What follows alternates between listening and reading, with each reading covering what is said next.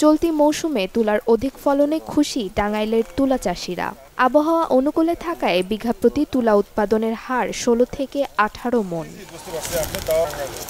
গত বছর তুলার ভালো দাম পাওয়ায় এবছর লাভের স্বপ্ন বুনছেন চাষিরা।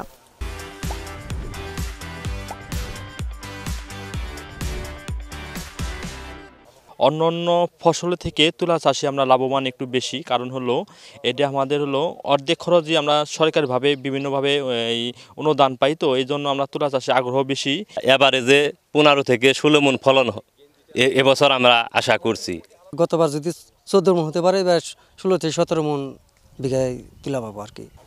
ঢাকা বিভাগের 6টি জেলার মধ্যে টাঙ্গাইলের 4টি ইউনিটে এবছর তুলার বাম্পার ফলন হয়েছে। আশানুরূপ ফলন পাওয়ায় আশ্বস্ত তুলা উন্নয়ন বোর্ডও। বাংলাদেশে প্রায় বেশ অনেক 2 লক্ষ পরিমাণ হেক্টর জমি আমরা একটা লং টার্ম পরিকল্পনা করেছি যে 10 বছরের ভিতরে আমরা যাতে 18 লাখ 19 লাখ বেল তোলা করতে পারি, সেই ধরনের আমাদের পরিকল্পনা গ্রহণ করা হয়েছে এবং সেইভাবে আমরা মানে মাঠে ঘাটে কাজকর্ম সেভাবে চালিয়ে যাচ্ছি। এবছর তুলা উন্নয়নের লক্ষ্যমাত্রা ধরা হয়েছে 715 হেক্টর।